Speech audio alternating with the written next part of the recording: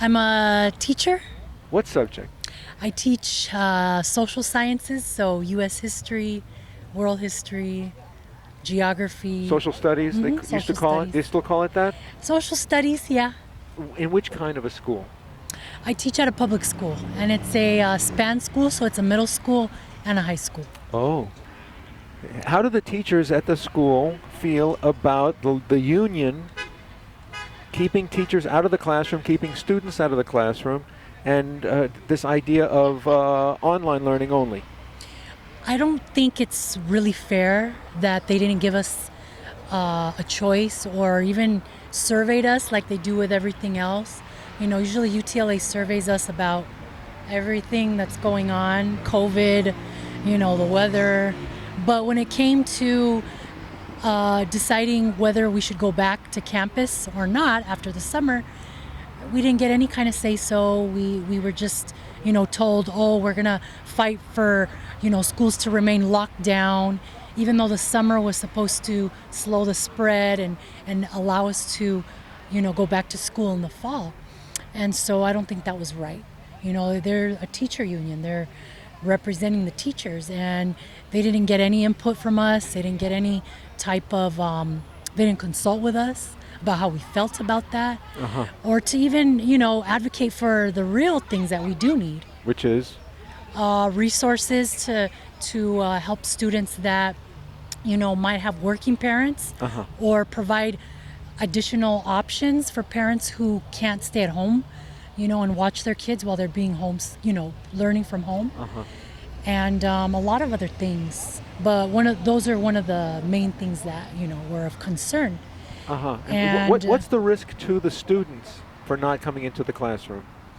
The supposed risk is that students, are basically spreaders of the virus, which the CDC already had stated in their website that children don't spread the virus in a significant way in a significant way like adults do. Yes, there's been children that have caught the virus, but it's very low. I think it's less than like 0.0 some percent, and so I think it's important to look at the science, and that's one of the things that, everybody's been saying, oh, we need to follow the science, but then when it comes to actually following the science, when it comes to students spreading the virus, they want to ignore that, and I don't think that that's right to pick and choose what science and what facts you want to take and which ones you want to ignore. So, what about the risk to the teachers? yeah, there's definitely that risk. I mean, we're not saying that that's not going to happen at all. Of course, there's a risk there. But I think what we're concerned about is that if the risk is not high, then, why should we be shutting down all schools and not allowing any teachers or any students to come on campus?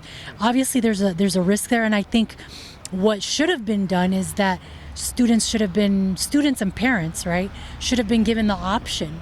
There should have been, a variety of choices. Students could have been given the choice to work from or to go to school from home, stay at home, or to come to campus. And the thing that I don't believe was right was that they didn't give any options. It was just a one-size-fits-all solution, which I think is actually doing more harm to the students in some cases. Obviously not all, but in most cases, a lot of students that are at home trying to, participate in online learning sometimes live in homes where they're sharing a room with, 2 or 3 other siblings. It's hard for them to find a place in their home to concentrate, and there's students whose parents have to go to work and can't leave them at home, so how do we address those needs for those students? And it's usually students that come from single parent homes, students whose families are economically, struggling, and that sort of thing. So I think that that's something that the unions The school board should have taken into consideration. They're just looking at the problem from one side, Yeah. when in reality they need to be looking at the issue from all sides. Yeah. All Now- complex issues now, from all sides. Do you teach about democracy? I do, yes. I teach U.S. 8th grade U.S. history, and we do cover, Constitution, how we came up with our rights, as citizens throughout history, and the importance of knowing that we live in a democratic republic, right? So we live in a country where we can vote for people that represent us, right? And we use our vote by choosing people that are going to represent us properly. And if they're not, we have the right to also vote them out, right? So You teach about tolerance for people of all races, religions, and creeds? oh yes, absolutely. And I think that that's one of the more important things that I think I try to prioritize in my classroom. That's the way I was trained, When you are teaching a young, impressionable group of students, Yes. you need to teach them respect. And respect is an overarching value, it's an overarching principle to have in your life, not just in the classroom, but everywhere you go. You respect people, no matter their background, no matter their age, no matter their views, their abilities or lack thereof, And so that's something that I always make one of the first things I tell my students. The class rules are, number one, respect for everybody, the teacher, the classroom, yourself as a student, respect yourself enough to try hard and have the dignity to believe in yourself that you can achieve and pass this class no matter how hard or difficult it gets for you. Wonderful. And so, What about the notion? What about the notion of respect for people with other points of view, political points of view? And here you're at a demonstration here in Los Angeles, and you came down with your Republican cap. There are many who will be watching this, particularly other Latinos, who might feel that disrespectful towards you for your point of view. What's it like in the school environment among other teachers when they become aware of, if they haven't already, but when they become aware of your political perspectives? I think it's totally, not their business. I mean, the school community and the school environment is there for us to, focus on our work with students. The curriculum. Our curriculum. Yes, we have our personal lives. Yes, we make personal, connections and relationships with our fellow teachers and school community, parents, so on and so forth.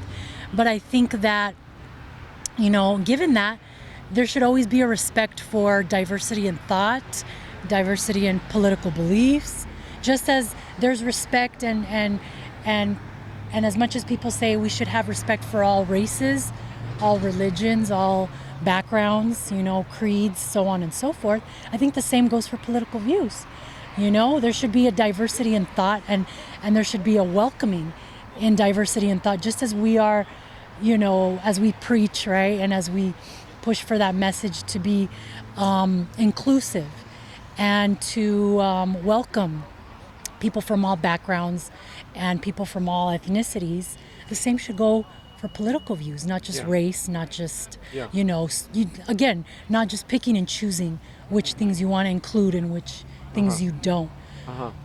Is there a discrimination against Republicans or conservatives among the teaching profession?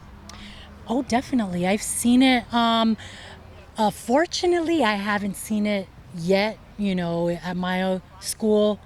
And I hope I don't see that. I try to practice what I preach, and I believe that, yes, if someone has their political views that don't necessarily agree with mine, or maybe totally disagree with mine, then I'm fine with that. This is a free country. You're right. You have the right to your views and your beliefs, just as I have a right to my views and my beliefs. And if you want to engage in intelligent civil discourse or debate about it, I'm all open for that, And so I've seen teachers, I've heard stories of teachers in other states and on college campuses especially. And being a university graduate myself, I saw it, with my own eyes. Teachers pushing, a certain narrative or a certain agenda in their curriculum.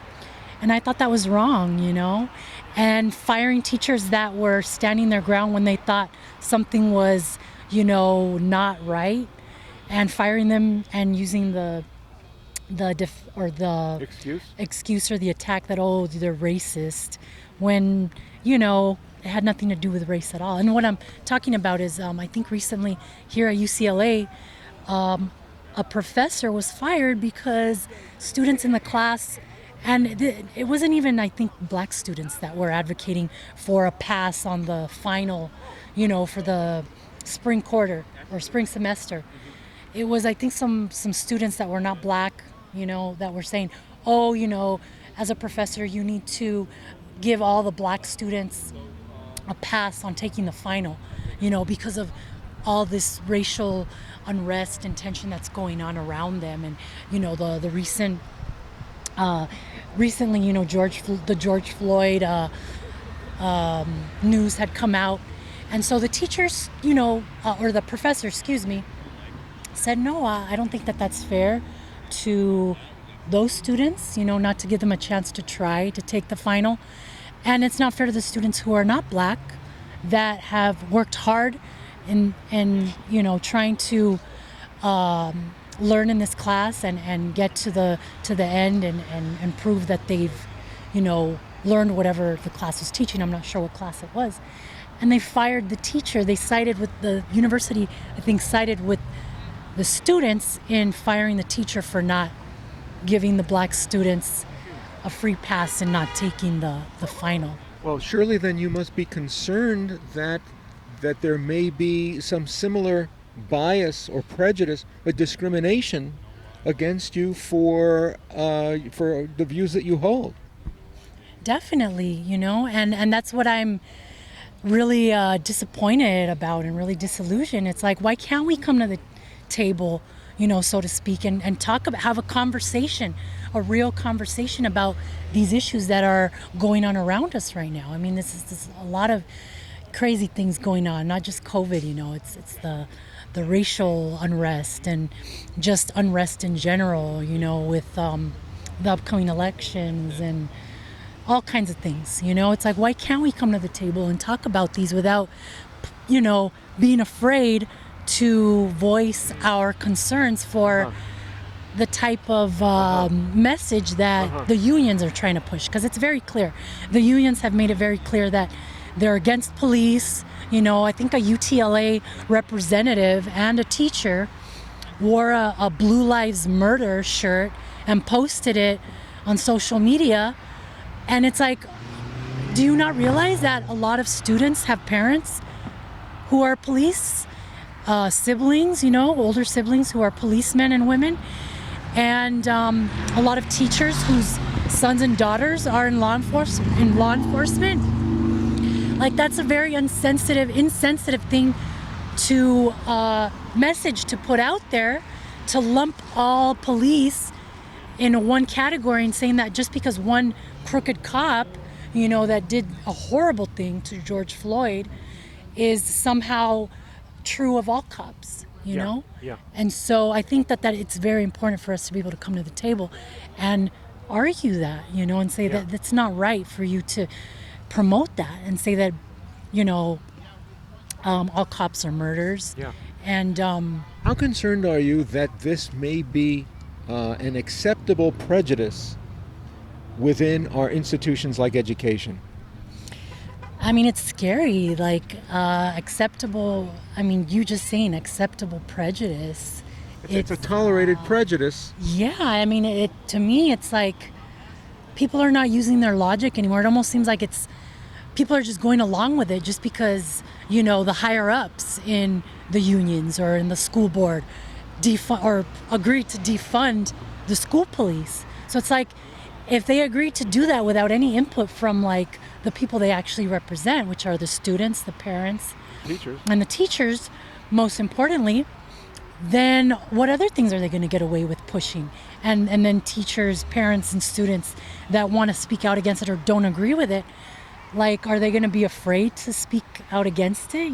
Because, I mean, they're not really giving opportunity for that. They want to, I guess, push a message without really giving any thought or opportunity for a differing point of view. I mean, UTLA has a social media page, and if anybody tries to go on there and tell them that they disagree with what they do, they block them and they delete their comments. So they're actively censoring the very community and people that they represent. The teachers union page deletes any dissenting comments? Yes. Oh yeah, because they did it to a student, an Asian student, who was voicing his opinion, saying, hey, I have kids that are bullying me because of my views or because I disagreed with them. And he, I guess, commented on some UTLA post that was saying, oh, if you're not for Black Lives Matter, then you're the racist or you're the problem. And it's like, hey, I don't agree with this because the Black Lives Matter movement and organization has said very hateful and divisive things, and it's like, yes, we're for Black Lives Matter. I mean, they've always mattered, haven't they? I mean, that's the way I grew up seeing, my teachers treating all of us the same. So for them to say that, oh, Black lives need to matter now, it's like they've always mattered, just like all lives have always mattered, And so, yeah, that's what the unions are doing, or specifically UTLA is doing. They're actively censoring anybody that wants to challenge their message. And I think that that's very, immature. It's a very cowardly thing to do, especially when if you adamantly believe in something, you should be able to defend it. Especially if that's what you're trying to teach children. Yes. To be able to stand up. But has the support for our president been somehow construed as some kind of villainy, somehow in an acceptable way within the educational atmosphere? Definitely. I mean, you had teachers when Trump first got elected that were telling the kids in class, that Trump needs to die, or that Trump needs to be assassinated. And I'm like, when has that ever been okay? I mean, what if someone had said that during Obama's presidency? That would have been totally unacceptable. Totally, they would have blasted that all over the news, and totally, went after any teacher that would have done something like that. So why should that be any different for Donald Trump or for any future presidential, candidate